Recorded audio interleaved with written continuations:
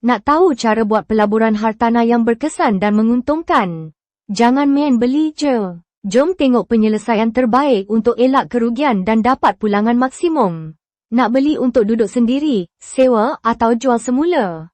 Kenal pasti matlamat pelaburan anda supaya pilihan hartanah selari dengan strategi jangka panjang. Jangan beli sebab murah je. Kira kadar pulangan pelaburan, ROI, dengan membandingkan harga rumah, kadar sewa di kawasan tersebut, dan potensi kenaikan nilai hartanah.